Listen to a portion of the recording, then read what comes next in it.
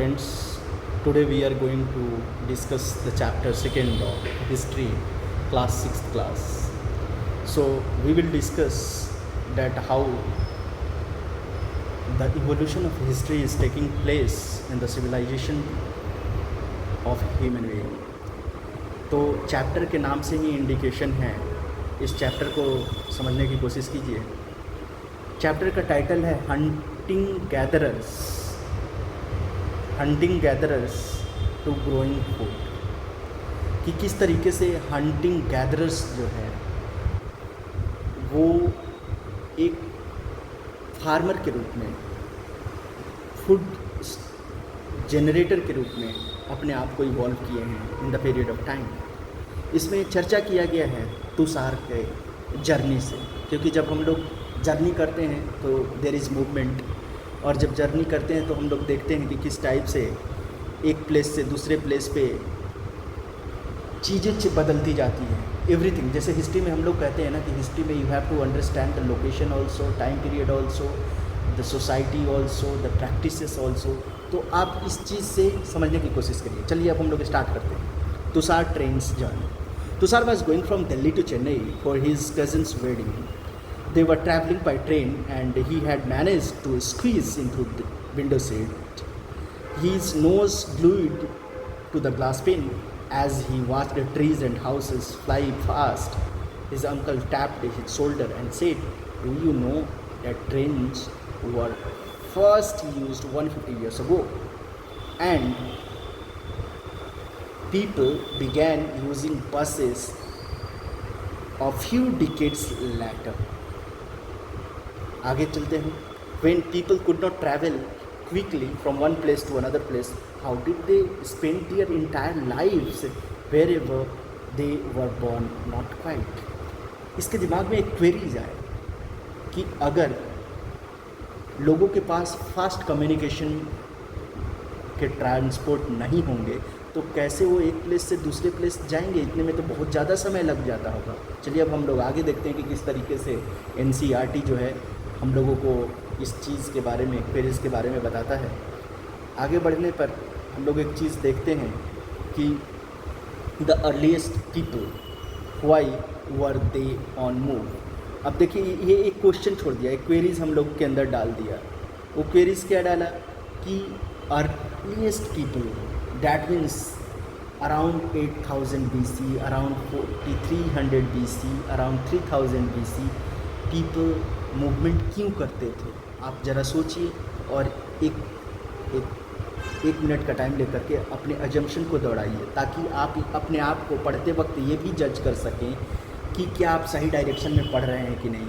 क्या आपकी जो लर्निंग स्टाइल है वो वन वे है या टू वे ऑफ कम्युनिकेशन है? आप टीचर्स के साथ, डैट मीन्स जो ऑथर है उसके साथ इंटरेक्ट कर पा रहे हैं कि नहीं। आगे बढ़ते हैं। We know about people who lived in subcontinent as early as 2 million years ago. 2 million years ago, देखिए यहाँ पे 2 million years ago. Today we describe them as hunter and gatherers. आज हम उनको क्या कहते हैं? hunter and gatherers कहते हैं। इसके बाद जब हम लोग आगे पढ़ते हैं, the name comes from the way in which they got their food.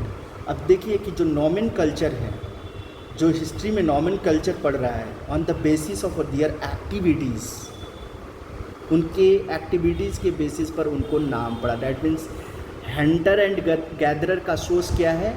Food से डायरेक्टली रिलेटेड है। आगे बढ़ते हैं। Generally they hunted wild animals, caught fishes, birds, fruits, nuts, seeds, leaves, stalks, eggs. इसका मतलब क्या है? आप इस चीज़ को, कंटेक्स्ट को समझिए। ये हिस्टोरिकल फैक्ट और एविडेंस ये भी चीज़ को इंडिकेट करना चाहता है कि जो पीपल्स थे उनका लाइवलीहुड का लोकेशन क्या था, उनका डाइटरी बिहेवियर क्या था, फिर इसका संगठन किस तरीके से चलता था। That means the governance of the society, the behaviour of the society, and at the same time the pattern of livelihood, इन सारे चीज़ को ये इंडिकेट करता है। तो आपको पढ़ते वक्त ये सारी चीज़ें भी ध्यान रखना है, because you are reading history and those who know the history can better understand the administration because they know the evolution, how things have evolved। इसीलिए एक एडमिनिस्ट्रेटर होने के लिए इधर आप चाहे यूपीएससी की प्रिपरेशन करें, चाहे बीपीएससी का या कोई भी चीज़ का, एडमिनिस्ट्रेशन की ज़रूरत हर जगह पड़ती है। और इस एडमिनिस्ट्रेशन को अगर कोई हिस्ट्री पढ़ा हुआ है साइंटिफिकली तो वो बेहतर से मैनेज कर सकता है। चलिए हम लोग आगे बढ़ते हैं। Hunter gatherers moved from one place to another places, there are many reasons for this. अब वो क्या क्या रीजन है, तो पहला रीजन यहाँ पर डिस्कस किया गया है। क्या रीजन है? If they stayed at one place for a long time they would have eaten up all the available plants and animal resources, therefore they have had to go to elsewhere in search of food। यहाँ पर क्या पहला reason दे रहा है, तो first reason they are giving of food, that means food was one of the necessity. और इसके necessity because without food one can not stay. तो उस समय सस्टेनेबल एग्रीकल्चर नहीं था, देखिए, क्योंकि वो हंटर एंड गैदरर्स के रूप में काम कर रहे थे। तो डेफिनेटली जब वहाँ पर सब्सिस्टेंस एग्रीकल्चर नहीं है तो एक जगह पर अगर बहुत दिन रह लेंगे तो वो सारे प्लांट्स को खा जाएंगे, एनिमल्स बर्ड्स वहाँ पर कम हो जाएगी उनकी डेंसिटी, तो वो मूव करते थे। सेकंड रीजन अब क्या कहता है? सेकंड रीजन ये है कि animals moves from place to place either in search of smaller prey और in case of deer and wild cat in search of grass and leaves, that is why those who wanted them had to follow their movement। ये क्या indicate करना चाह रहा है? आप देखिए, dual relationship है। ये किस तरीके से है कि अगर ह्यूमन बीइंग कोई किसी टाइप का एनिमल खा रहा है तो उसका जैसे जैसे वो एनिमल का जो रिक्वायरमेंट है उसके अनुसार जो एनिमल मूवमेंट कर रहा है उस मूवमेंट को फॉलो कर रहे हैं। अब ये एक हिस्टोरिकल क्वेश्चन है जिसको आप सब्जेक्टिवली समझ सकते हैं कि since from evolution of dietary behaviour itself the human being were, आप ये कह सकते हैं कि वो मांसाहारी थे, क्योंकि इसके एविडेंसेस, हिस्टोरिकल एविडेंसेस मिलते हैं। और ये यहाँ पर इंडिकेट करता है कि वो कहीं ना कहीं जो एनिमल्स थे, बर्ड्स थे, उनके मूवमेंट को फूड के लिए इस फॉलो करते थे। तो somewhere human being became omnivorous. आगे बढ़ते हैं। जो तीसरा रीजन बोलना चाह रहा है, third, plants and trees bear fruit in different seasons, so people have to move from season to season in search of different kinds of plants। लोगों को प्लांट्स के लिए एक जगह से दूसरे जगह पर मूवमेंट करना पड़ेगा according to the season, because every season is having its own importance. और क्योंकि उस सीजन में वो प्लांट फ्रूट बियर करता है अकॉर्डिंग टू द सीजन। तो आप इस चीज़ को भी समझिए कि किस तरीके से climatology is having its role in historical development. इस चीज़ को आपको समझना पड़ेगा। ये भी चीज़ को इंडिकेट कर रहा है, तभी आपका कंसेप्ट डेवलप होगा आंसर राइटिंग का, कि किस तरीके से जो जियोग्राफिकल रियलिटीज़ है, जियोग्राफिकल इंसिडेंट्स है, वो हिस्टोरिकल और ह्यूमन सिविलाइजेशन को इफेक्ट कर रहा है। Fourth reason, people, plants, animals need water to survive. Definitely without water one can not survive. Water is found in lakes, streams and rivers, while many rivers, lakes are perennial. With perennial मतलब आप लोग समझते होंगे, water throughout the year. Others are seasonal, definitely जहाँ पर glaciers वगैरह नहीं है तो मोस्टली सीजनल रिवर्स ही होते हैं, data dependent on the rain and other sources। Coming to the next, people living on their banks would have had go to in search of water during the dry seasons in summer and winters। तो पानी का तो जो इस्तेमाल है वो हर season में है और हर दिन है, इसीलिए पीपल क्या जनरली प्रेफर करते थे river area, so that the availability of water could easily B accessed. तो इस चीज़ को समझना है और इस कंटेक्स्ट को इस्तेमाल करना है हिस्ट्री में, because in history remember one thing, society becomes one of the important part. तो सोसाइटी के चीज़ों को फुलफिल करने के लिए किस तरीके के एडमिनिस्ट्रेशन एंड मैनेजमेंट था उसको ये समझना है। And water, that means irrigation and water availability becomes one of the most important reason which we should know. चलिए अब हम लोग आगे बढ़ते हैं। नेक्स्ट सब टॉपिक जो है वो है how do we know about this people. हम लोग इस कैसे जानते हैं, तो हम लोग ऑलरेडी पहले चैप्टर में पढ़े हैं, तो आप यहाँ पर अज्यूम करते जाइएगा ताकि आप राइट डायरेक्शन में सोच रहे हैं या नहीं। ऑथर आपको राइट डायरेक्शन, ऑथर के जो थिंकिंग पैटर्न है उस पर आपका थिंकिंग अलाइन कर रहा है कि नहीं। तो आगे बढ़ते हैं, हम लोग देखते हैं। इसमें क्लियर कट लिख रखा है कि archaeologist have found some of this things hunters and gathers made and used. It is likely that people made and used tools of stone, wood and bone, of which stone tools have survived the best. अब जो ये evidence, अब ये जो बात कहना चाह रहा है, इससे क्लियर कट ये रिफ्लेक्ट हो रहा है कि जो सबसे ज़्यादा टाइम तक एविडेंस के रूप में कौन सी चीज़ रह रही है, तो ये स्टोन के बने चीज़ें। बाकी चीज़ों को ज़्यादा देर तक सर्वाइव कर पाए, नहीं सर्वाइव कर पाए, हिस्टोरिकली लॉन्ग टाइम पीरियड तक उसका एविडेंसेस मिले ना मिले हम लोग नहीं जानते, क्योंकि वो जो मटेरियल होता है उसके केमिकल कंपोजिशन पर डिपेंड करता है कि वो कितने ईयर्स तक सर्वाइव करेगा। Now coming to the next thing, इसीलिए आप एक चीज़ देखे होंगे कि साउथ इंडिया में generally we found of copper and stone evidences, तो और नॉर्थ इंडिया में भी अगर आप आइएगा तो स्टोन के एविडेंसेस ज़्यादा देर तक रहता है। Coming to the next, some of these stone tools were used to cut meat, bones, scrape barks from trees and hide animals hides किसको बोलते हैं, एनिमल स्किन्स को, चॉप फ्रूट्स एंड रूट्स। तो इसका इस्तेमाल कहाँ था स्टोन टूल्स का, तो आप देख रहे हैं कि जो ह्यूमन बीइंग के प्रैक्टिसेस है to survive in the society, to survive in the daily lifes, उसके लिए इस्तेमाल किया जा रहा है stone tools. Some may have been attached and to handles of bones और woods to make spears and arrows for hunting. Other tools were used to chop the woods and which were used as firewood. Woods was also used to make huts and tools. अब ये बताना चाह रहा है कि कौन कौन से evidences which we were finding. आप इस बात को समझिए। तो यहाँ पर क्या है, स्टोन हो गया, वुड हो गया, ये जो चीज़ें हैं ये हमें एविडेंस प्रोवाइड कर रहा है, तो ये आपको समझना है। अब देखिए किस टाइप के टूल्स है, इस टूल्स को थोड़ा सा देख लीजिए ताकि आपको ये अंदाज़ा लग जाएगा कि how they were using this tools for their survivals. यहाँ पर देखिए स्टिचिंग किया जा रहा है, यहाँ पर देखिए इससे गड्ढा खाद करके प्लांट्स वो किया गया है। Stone tools also have been used for, पहला देखिए लेफ्ट में कह रहा है digging of the ground to collect edible roots के लिए, stitching clothes made out of animal skins. तो ये दो यूसेज बताया गया कि किस तरीके से जो अवेलेबल रिसोर्सेज था और जो उनके पास अवेलेबल IQ था, स्किल्स था, उसके अनुसार they were making their livelihoods, choosing place to live in.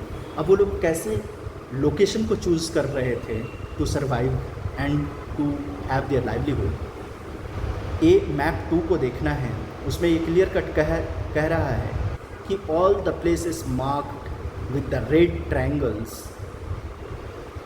are sites which archaeologists have found evidence of hunting gatherings. Only some of them are on the map. Many sites are located near the sources of water such as rivers and lakes.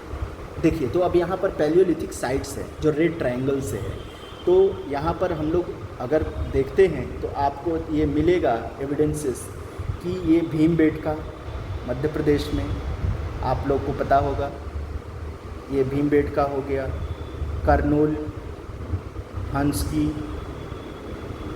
ये 3 evidences किस चीज़ के हैं, Palaeolithic site. That means सबसे पुराना जो lithic site है, lithic means stone के जो साइट्स मिले हैं वो करनूल केव्स हैं, फिर आपको हंसकी जो कर्नाटका में है, भीमबेटका मध्य प्रदेश में।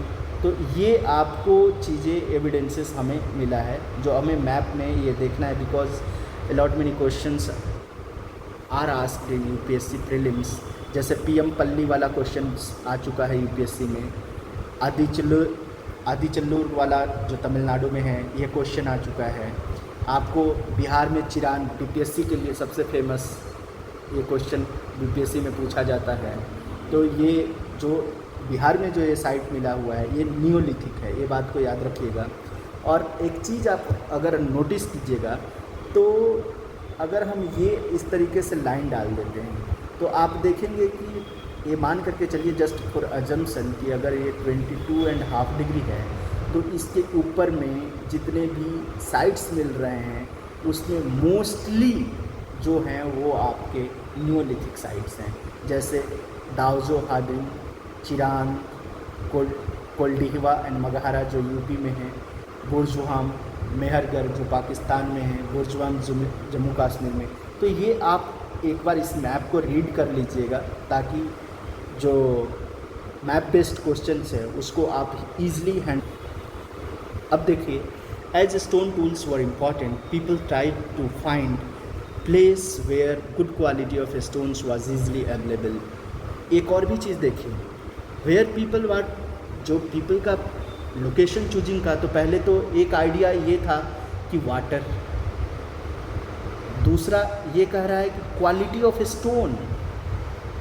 किस लिए? क्योंकि स्टोन उनका इतना इम्पॉर्टेंट टूल था जिससे वो हर एक्टिविटीज़ को परफॉर्म कर रहे थे, जिसकी वजह से स्टोन वाज बिकमिंग इम्पॉर्टेंट। अब हम लोग देखते हैं good quality of stone was easily available. अब देखते हैं रॉक पेंटिंग जिस तरीके से इन्होंने डिस्क्राइब किया है। अब देखिए ये इसमें क्लियर कट दिखाया गया है कि अ painting from rock shelter describing the painting. Many of the caves in which these early people lived have paintings on walls. Some of the best examples from Madhya Pradesh, southern Uttar Pradesh. These paintings shows wild animals drawn with great accuracy and skills. अब ये इससे आपको एक और भी चीज़ समझना है कि they were having very good artistic skill. और ये आर्टिस्टिक स्किल किस फॉर्मेट में था? जनरली इस टाइप के जो फ्री हैंड स्टाइल जिसको कहते हैं, free hand style of art. इसका सबसे बढ़िया एग्जांपल जो है किधर मिला? Madhya Pradesh and southern Uttar Pradesh. कम यहाँ पर देखिए जो फैक्ट दिया गया है भीमबेटका इन present day Madhya Pradesh, this is in old side of caves and rock shelter. यहाँ पर इवन पेंटिंग भी मिला है, पेंटिंग के एविडेंसेस जो कि बहुत बार यूपीएससी और बीपीएससी में पूछा जा चुका है। People choose the natural caves because they provided the shelter from the rain, heat and wind. These rock shelters are close to the Narmada Valley. Can you think why people chose to live here? देखिए पहली बार जब हम लोग chapter 1 पढ़ रहे थे उसमें भी you would have find out that कि नर्मदा वैली के पास ह्यूमन एविडेंसेस मिले। अभी ये कह रहा है कि क्यों नर्मदा वैली को चुना गया, तो इसके पीछे जो रीजन्स है ये आपको समझ में आ रहा होगा अब कि यहाँ पर good quality of stones available थे, वाटर अवेलेबल थे, अदर रिसोर्सेस अवेलेबल थे, जो कि ये बनाया कि people can easily live there. Sites are places where remains of things, tools, pots, buildings were found. This were made used and left behind by the people. These may be found on the surface of the earth, buried under the earth, or sometimes underwater. You will learn more about different sites in the later chapters. ये sites किस चीज़ के लिए basically इस्तेमाल किया जा रहा है? Historically where the evidences of human civilization has been found. तो आपको ये समझना है। Coming to the next, जो दूसरा सब टॉपिक है, finding out about the fire, आग के बारे में। Find the Kurnool caves on map 2। आप अभी जस्ट हम लोगों ने मैप देखा था जहाँ पे कर्नूल की चर्चा किया गया है। Traces of ash have been found here. अब ये क्वेश्चन जो है एक बार पीसीएस में, यूपी पीसीएस में पूछा जा चुका है कि कहाँ पर सबसे पहली बार इंडिया में फायर के एविडेंसेस मिले हैं। तो वेयर इज़ दिस? कर्नूल। ये कहाँ है? कर्नाटका में। Fire could have been used for many things as a source of light, roast meats and scare the animals. तो फायर के भी अपने यूसेस है ह्यूमन सिविलाइजेशन में एंड ह्यूमन ग्रोथ में, जिसमें ये 3 इंपॉर्टेंट रीज़न को बताया गया है। क्या क्या? Light, roast meets and animals, scary animals, that means security. दूसरा फूड रिसोर्सेस, तीसरा light, survival kind of thing.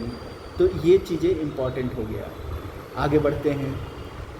इसमें नेम्स एंड डेट्स को के बारे में बताया गया है कि किस तरीके से हम लोग नेम्स एंड डेट्स को वो करते हैं। जिस तरीके से अगर हम देखे होंगे कि चैप्टर 1 में ये लोग बताए थे कि किस तरीके से डेट्स को पढ़ा जाता है, how the AD and BC has been used. Now what they are saying how the nomenclature has been done in the historical evidences. तो हम लोग आगे पढ़ रहे हैं। Archaeologist have given lengthy names for the time that we are studying. They call the earliest period as Paleolithic. Paleo means old, lithic means stone. अब ये Paleolithic कौन से लैंग्वेज से आया हुआ है? तो ये है Greek words, paleo meaning old, lithos means stone. The names points to the importance of finds of stone tools. The Palaeolithic period extends from, अब देखिए ये इंपॉर्टेंट है जो आपको नोटिस करना है कि पैलियोलिथिक की जो साइट है वो कब आया। तो ये है 2 million years ago to about 12,000 years ago. Palaeolithic का टाइम पीरियड है, the phase of palaeolithic. This long stretch of time period is divided into lower, middle and upper Palaeolithic.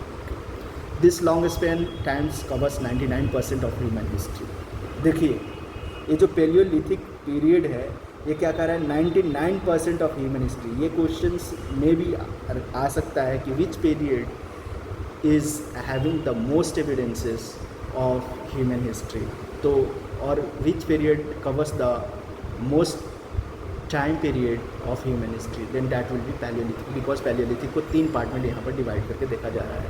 The period when we find environmental changes beginning about 12,000 years ago till about 10,000 years ago, called Mesolithic. Middle stone tools found during this period and tiny are called Microlithic. देखिए जिस तरीके से human being अपनी behavioural practices को show कर रहे हैं, accordingly they are naming the nomenclature कि उसको क्या कहा जाए.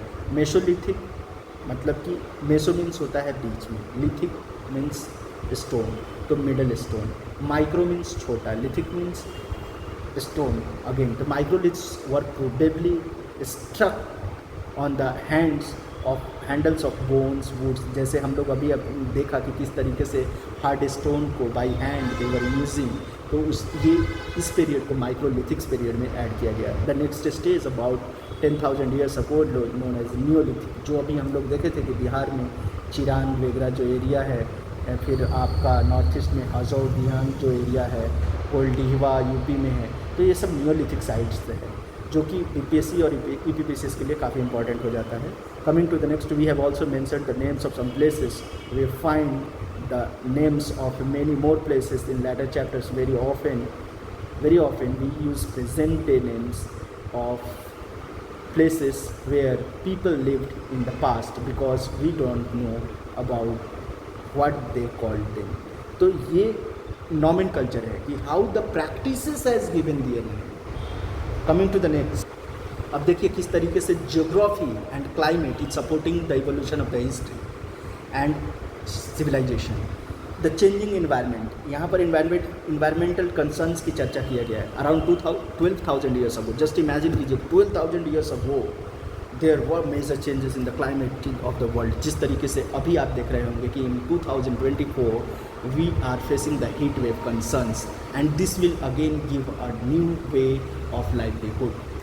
जैसे कि अभी देख रहे हैं हम लोग, ये हीट बहुत सारे जगह पर क्लाइमेट इमरजेंसी लगाया गया, तो हमारी लाइवलीहुड और जो प्रैक्टिस बिहेवियर है वो चेंज हो रहा है. सेम थिंग वहाँ पर उस समय 12,000 ईयर्स अगो में एक बहुत बड़ी चेंज हो रही थी which was in support of the human civilization. और वो क्या कह रहा है, with the shift of relatively warm condition in many areas this led to the development of grasslands.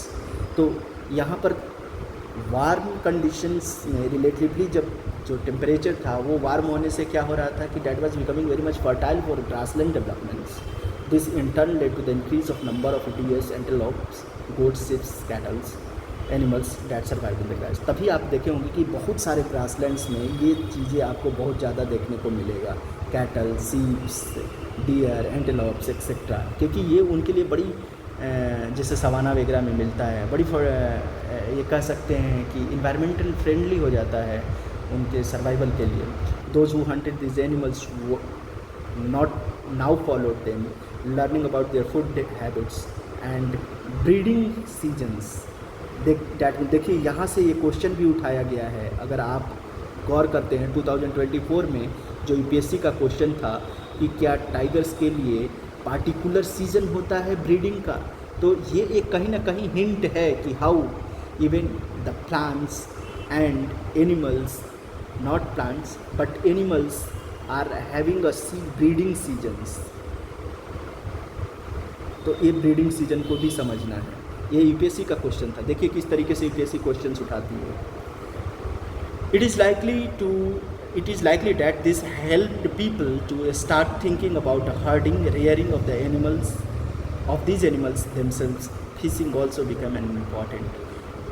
Human being के सिविलाइजेशनल ग्रोथ के लिए जो चीज़ इम्पॉर्टेंट हुआ उसको ह्यूमन ने कहीं ना कहीं एक्सेप्ट किया है, एक्सेसिबल बनाया। Now coming to the next sub topic जो हमारा कहता है the beginning of farming and herding. अब देखिए किस तरीके से जो एनसीईआरटी टेक्स्ट है हमें एक तरीके से दूसरे तरीके पर फ्लो है, there is a flow, inter relation between the activities, और वो हमें क्वेश्चंस के माध्यम से कनेक्ट कर रहा है। यही चीज़ आपको कंसेप्चुअल अंडरस्टैंडिंग देगा। और देखिए मैंने आपको बताया कि देखिए इस बार ये यूपीएससी में क्वेश्चन आया था। So how UPSC makes the question, frame the question and how NCERT text replies this questions, तो आप इस चीज़ को समझिएगा। कमिंग टू द नेक्स्ट जो हमारा सब टॉपिक है the beginning of farming and herding. This was also a time when several grains bearing grasses including, अब देखिए एक ग्रासेस के अंडर रखा गया किसको, व्हीट को, बार्ले को, राइस को, naturally in different parts of sub continents. एक पार्टिकुलर सब कॉन्टिनेंट की बात कर रहा है कि सब कॉन्टिनेंट में डिफरेंट काइंड्स ऑफ किस टाइप के ग्रासेस हैं, तो ये ग्रेन ग्रासेस। आगे बढ़ते हैं। Men and women and children probably collected this grains as food and learned how they grew and when they ripened. That means what they are. यहाँ पर अगर आप देखते हैं तो कहीं ना कहीं environmental consciousness and at the same time environmental knowledge in increasing, they are reading the plants behaviour and at the same time plants ecosystem, जो कि कहीं ना कहीं हेल्प कर रहा है किस चीज़ में। आप फ्लो को समझिए, क्या थे पहले हंटिंग एंड गैदरर थे, प्लांट्स को फिर वो देख रहे हैं, उनके सीजन्स को समझ रहे हैं, एनिमल्स की ब्रीडिंग को समझ रहे हैं, तब जा कर के ये लोग ये चीज़ को निकाल पा रहे हैं कि हाँ किस सीजन में कौन सा प्लांट को रोपा जा रहा है, किस तरीके से क्लाइमेट सपोर्ट कर रहा है जिसे हम लोग कंज्यूम कर सकते हैं। तो this is the people also. आप देखिए इसमें क्लियर कट लिखा है this may have led them to think about growing plants on their own, in this way people become farmers. अब देखिए यहाँ पर एक और भी चीज़ है, evolutionary growth, evolution of the profession, कि किस तरीके से हंटिंग एंड गैदरर से वो एक फार्मर में इवॉल्व हो रहे हैं, transformation from hunting and gatherer to a farmer. आगे बढ़ते हैं। People could also attract and then tame animals by living food for them near the shelters, their shelters, and at the same time आगे हम लोग जब the animals, the first animal to be tame was wild ancestor of the dog. क्या था? Wild ancestor of dog था।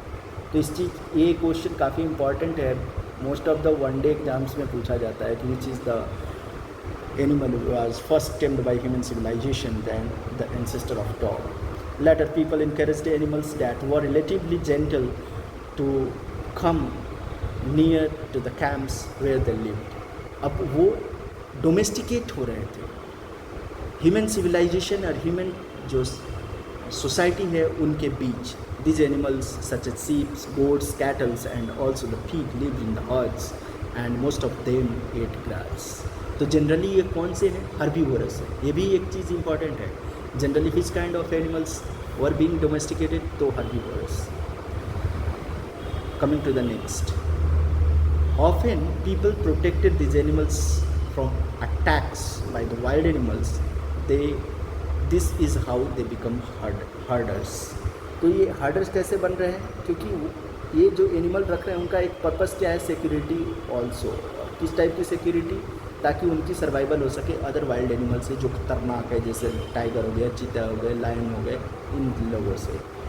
देखिए अब next आता है, can you think any reason why the dog was perhaps the first animal to be tamed? क्या आप सोच सकते हैं? अब इसको अज्यूम कीजिए and have some scientific logic कि क्या साइंटिफिकली ऐसा हो सकता है जिसकी वजह से डॉग को पहला एनिमल बनाया गया जो ह्यूमन अपने सर्वाइवल के लिए इस्तेमाल किया, सिक्योरिटी एंड अदर थिंग के लिए। अब देखिए डोमेस्टिकेशन के बारे में बताया गया है कि domestication is the name given to a process in which people grow plants and look after animals. Very often plants and animals that are tamed by the people become different from wild plants and animals. यहाँ पर wild plants and animals दोनों की चर्चा किया गया है। जिनको टेम कर रहा है, डोमेस्टिकेट कर रहा है, तो definitely that means not becoming wild से इनको ट्रांसफॉर्म करके डोमेस्टिकेट कर रहा है। This is because people select plants and animals for domestication. For example, they selected those plants and animals that are not prone to diseases. They also select plants that yield large size of grains and have a strong stalks capable of bearing the weight of the right grain. तो ये भी चीज़ को, सारे चीज़ पहलू को ध्यान में रखते हुए जिस तरीके से, ताकि इनकी सर्वाइवल में कोई दिक्कत ना आए, सर्वाइवल ईजिली हो सके, वैसे प्लांट्स को ये सेलेक्ट कर रहे हैं। नाउ जब आगे हम लोग बढ़ रहे हैं, seeds from selected plants are preserved and sown to ensure that new plants and seeds will have the same qualities. ये एक उनका अजम्पशन था उस समय, जो रियलिटी में घटता हुआ देखा। Amongst animals those that are relatively gentle are selected for breedings. जो जेंटल यहाँ पर अलग अलग सेंस में है ह्यूमन बीइंग के सिविलाइजेशन के अनुसार, इसलिए आप उसको उस तरीके से समझिएगा। प्रोडक्टिविटी एंड इनके जो सर्वाइवल के लिए जो फिटेस्ट है उसके अनुसार है ये। As a result gradually domesticated animals and plants become different from wild animals and plants. For example, the teeths and horns of the wild animals are usually much larger than those of the domesticated animals. ये क्यों थे? क्योंकि जो मैंने अभी आपको बताया कि ये जनरली हर्बीवोरस काइंड ऑफ के थे, जिसकी वजह से, और ये ज़्यादा वाइल्ड एनिमल्स और उस पर डिपेंडेंट नहीं थे, कार्निवोरस टाइप नहीं थे, जिसकी वजह से इनकी जो दांत का स्ट्रक्चर था, टीथ का जो स्ट्रक्चर है वो स्मॉलर है in comparison to wild animals. Coming to the next, look at this sets of the teeths which do you think belong to the wild pig and which is domesticated one. तो ये wild pig का कौन सा हो सकता है और domesticated का कौन सा हो सकता है? तो ये तो क्लियरली आपको ऑलरेडी उत्तर दे दिया गया है। Domestication was a gradual process that took place in many parts of the world. It began about 12,000 years ago.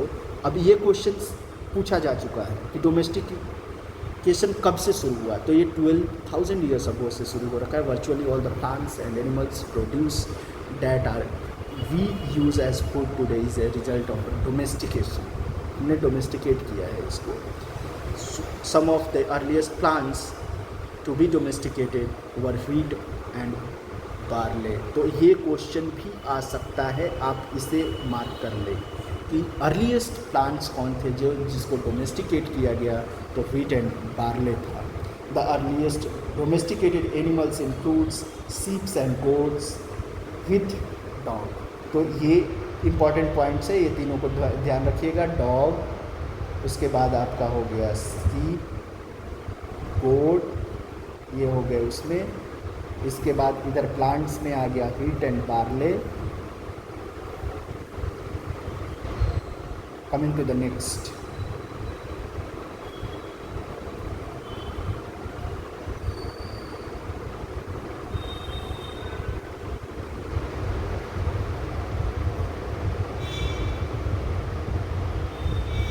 जो नेक्स्ट है वो हमारा ये है a new way of life. When, अब देखिए किस तरीके स्ट्रक्चर को आगे बढ़ा रहा है कि जब हमें ये पता लग गया, हम लोग सीड्स को, प्लांट्स को समझ गए, तो अब क्या बन रहा है, ये new form of life has begun.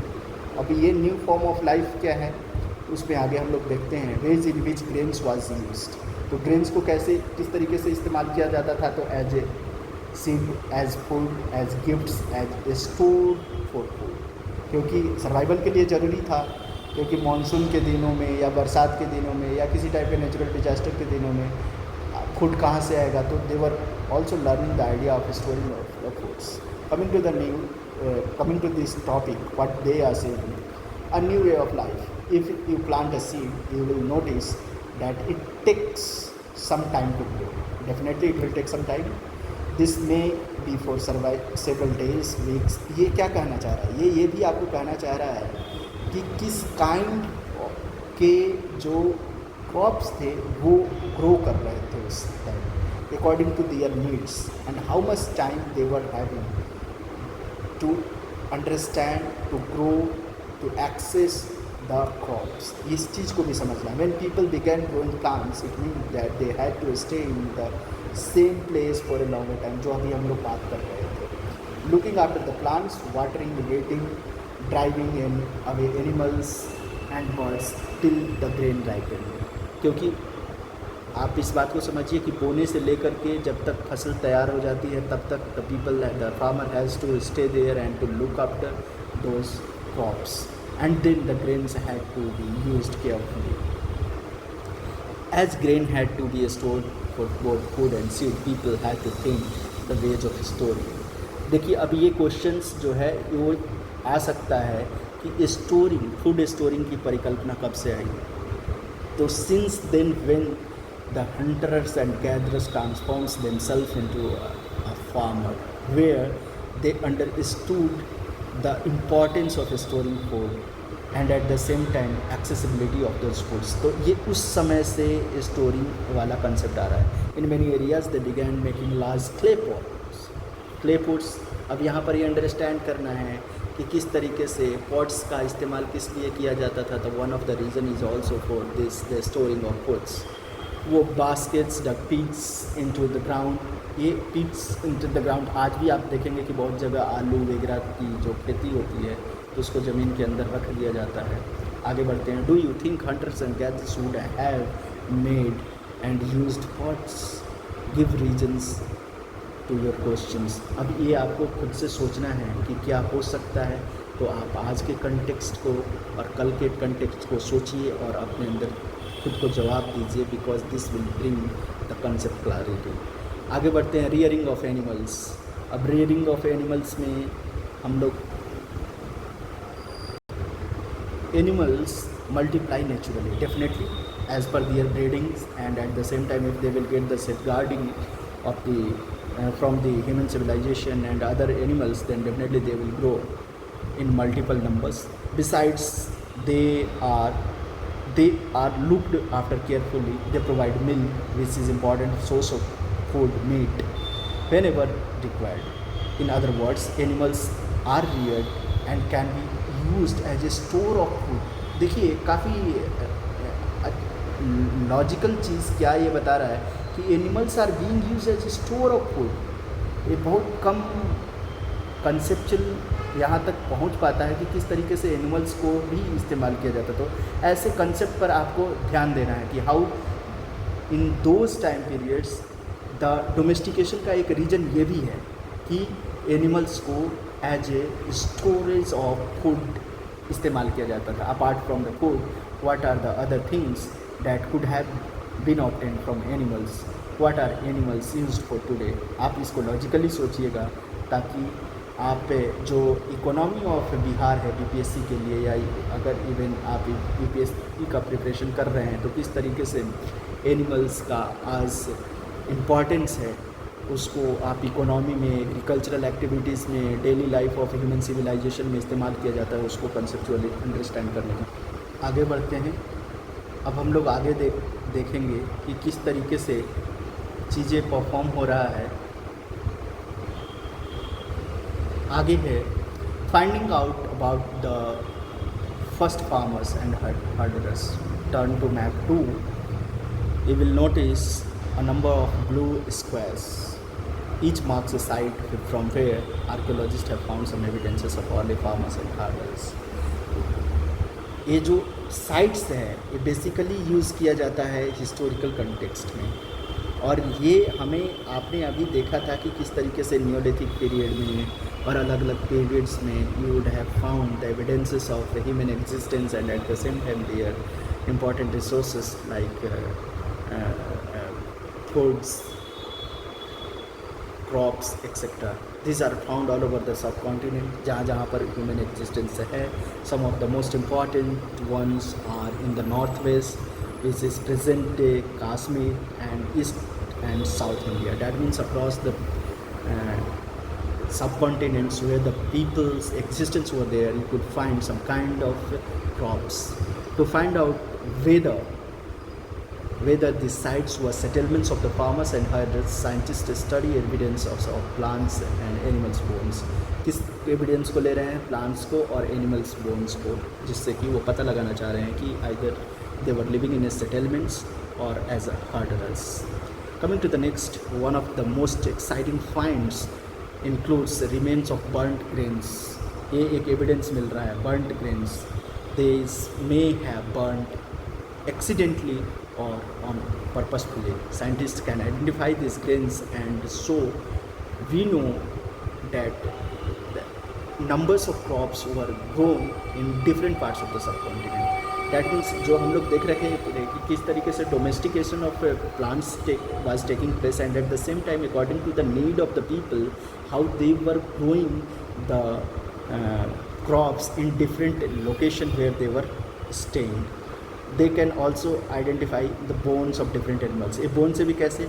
Because they were also using for the food, and at the same time storage of the foods, and at the same time they were domesticating for security.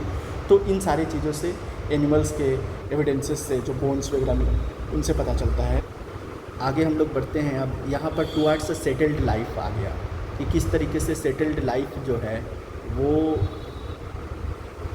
की तरफ हम लोग move कर रहे हैं. Hunter gatherers से एक settled life. Archaeologist have found the traces of huts और houses at some sites. For instance Burzahom. ये क्वेश्चन यूपीएससी में आ रखा है और पीसीएस में भी आ रखा है, इसलिए यहाँ पर इनको लोकेशन को ध्यान दीजिएगा. Burzahom in present day of Kashmir, people built pit houses which were dug into the grounds with steps leading into them. These may have provided shelter to the cold weathers. अब ये जो स्ट्रक्चर ऑफ द हाउस है, this indicates the location also, कि जब पिट से बना हुआ है और उसमें सीढ़ियाँ हैं, नीचे की तरफ वो है, that means the environment was cool. आगे बढ़ते archaeologist have also found cooking herders both inside and outside the huts, which suggest that depending on the weather people cook their food. यहाँ पर क्या बताना चाह रहा है? Geographical condition is determining their lifestyle, so you have to understand this. जब ही आपको जब प्रैक्टिसेस बताया गया, you can easily find out कि किस geographical area में है तो क्या हो सकता है. Stone tools have been found from many sites as well. Many of these are different from earlier Paleolithic tools, in which that is why they are called Neolithic. अब यहाँ पर जो डिफरेंसेस है वो ये दिखाना चाह रहा है कि पैलियोलिथिक पीरियड में जो स्ट्रक्चर था स्टोन्स का for usage was different in Neolithic, was different in microlithic. तो आपको ये भी समझना है कि किस तरीके से जो यूसेज ऑफ स्टोन है in different time period has changed when their skill has enhanced.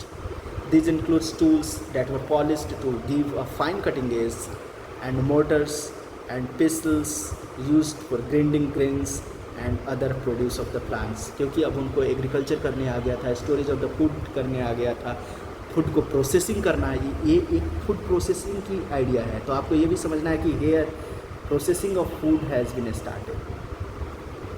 Now coming to the next, at the same time tools of Paleolithic continued to be made and used, and remember some tools were also made of the bone. जो अभी हम लोग चर्चा किए थे कि basically जो उस समय के स्टोन भी थे वो डिटरमाइन करता था कि quality of the stone was determining the location of the human civilization, क्योंकि वो स्टोन को बहुतायत अपने यूज़ में ला रहे थे. And at the same time the evidence जो एनिमल्स के स्टोन एनिमल्स के जो बोन थे उससे भी कहीं ना कहीं अपना औजार बना रहे थे, तो उससे भी इनका जो सर्वाइवल है, जो यूसेज है, वो इंडिकेट करता है पेलियोलिथिक टाइम में, न्योलिथिक टाइम में एंड अदर पीरियड। आगे बढ़ते हैं। Many kinds of earthen pots have been found, there were sometimes decorated and were used in storing things, जो अभी हम लोग ऑलरेडी पढ़ चुके हैं। People began using pots and cooking foods, specially grains like rice, wheat, lentils, and now become an important part of diet. Besides, they began weaving clothes. Clothes are also very much important. Till that time we were talking about the food only. Now अब हम लोग देख रहे हैं कि किस तरीके से क्लोथ की तरफ मूव कर रहे हैं. Besides they began weaving clothes using different kinds of materials. For an example, cotton that now are grown. Did things change everywhere and all at once? क्या ऐसा हुआ कि सडनली सब चीज़ बदलने लगा? The answer is not quite. This is an evolutionary process. जैसे हम लोग देख रहे हैं कि हंटिंग एंड गैदरर्स कब थे 12,000 ईयर्स अगो, फिर धीरे धीरे यहाँ पर एक फार्मर के रूप में ट्रांसफॉर्म होने के लिए और आज के फार्मर को ट्रांसफॉर्म करने के लिए कितना समय लगा था? This is not quite. So that the same thing is being mentioned here. आगे हम लोग पढ़े in many years men and women still continue to hunt and gather foods, and elsewhere people adopted farming and herding slowly over several thousand years. Besides, in some cases people tried to combine these activities, doing different things during different seasons. Different things को different season में कर रहे हैं. अब आगे हम लोग आगे बढ़ते हैं. जो नेक्स्ट टॉपिक है, a closer look of living and dying in Mehrgarh. Mehrgarh कहाँ है? पाकिस्तान में है. अब हम लोग मेहरगढ़ को देखते हैं कि क्या इसमें लिखा गया है.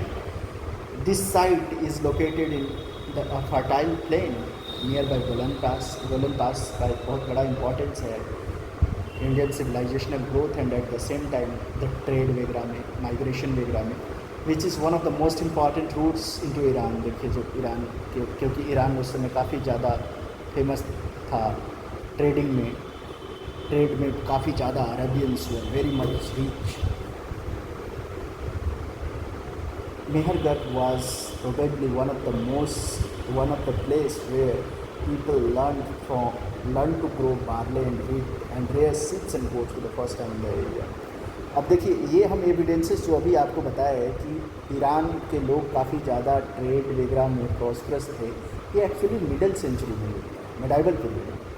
बट मेरा जो कहने का मेन पर्पस ये था कि किस तरीके से ये जो एरिया का इम्पोर्टेंस है, क्योंकि geographically the Mehrgarh area was very much sound for human civilization, और ह्यूमन सिविलाइजेशन के साथ अलॉट में चीज़ें अलग अलग चीज़ें भी लिंक्ड हैं.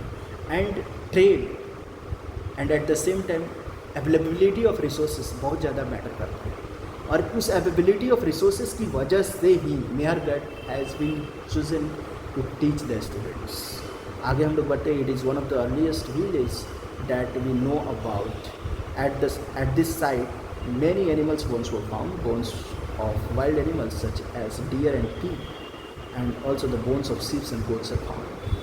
अब ये जब sheep and goats कह रहा है, that means कि कहीं ना कहीं यहाँ पर थोड़ा सा पहाड़ भी, because sheep and goats survive in comparison to buffaloes and cows for a longer time. इसीलिए ये जो आपको मतलब कि एनिमल्स बोल रहा है, तो आप उसके जियोग्राफिकल कंडीशंस को भी समझिए, किस टाइप के वहाँ के लोकेशंस होगा, किस टाइप के एविडेंसेस मिला है, तब जा कर के आपकी आईपी और कंसेप्चुअली क्लैरिटी देगा. Other finds Mehrgarh include the remains of square और रेक्टेंगुलर हाउसेस. तो कैसे हाउसेस थे? तो स्क्वायर फॉर्म में और रेक्टेंगुलर फॉर्म में. Each house had 4 or more compartments, some of which may have been used for storage. तो ये स्टोरेज के लिए भी यूज़ किया गया होगा according to the situations, according to the conditions. A house of Mehrgarh, this is what a house of Mehrgarh may have look like, जो already यहाँ पर फिगर में दिया गया है. आप देखिए किस तरीके से रेक्टेंगुलर है. कमिंग टू द नेक्स्ट, हम लोग आगे बढ़ते. When people die, their relatives and friends generally pay respect to them. People look after them, perhaps in the belief of some from form of life after death. Burial is one of such an arrangement. देखिए तो burial क्या है, इसको आप समझने की कोशिश करिए. This is one of the practices through which you can understand that society का किस टाइप से वो सोचते थे, फेथ, बिलीफ, पैटर्न, एवरीथिंग. तो ये एक रीडिंग अप्रोच है, ये एक अंडरस्टैंडिंग अप्रोच है कि ब्यूरियल्स के थ्रू आप चीज़ों को बता सकते हैं कि ह्यूमन एग्जिस्टेंस कैसा हुआ होगा, फेथ कैसा होगा, बिलीव्स कैसा होगा. Several burial sites have been found at Mehergarh. In one instance, the dead person was buried with goats, which probably meant to serve as food in the next world. ये यहाँ पर क्या कह रहा है, ये इंडिकेट कर रहा है कि पुनर्जन्म में भी वो लोग विश्वास करते थे. इसलिए आप इस चीज़ को समझिए, पढ़ने वक्त आप इस चीज़ IQs को ओपन रखिए. So this was the topic and this is the understanding जो आपको समझना है. आप हिस्ट्री को हमेशा इस तरीके से समझिए कि आपको सोसाइटी का किस तरीके से एवोल्यूशन हुआ है और किस किस कंडीशन में कैसे कैसे चेंजिंग आया है, इवॉल्व हुआ है.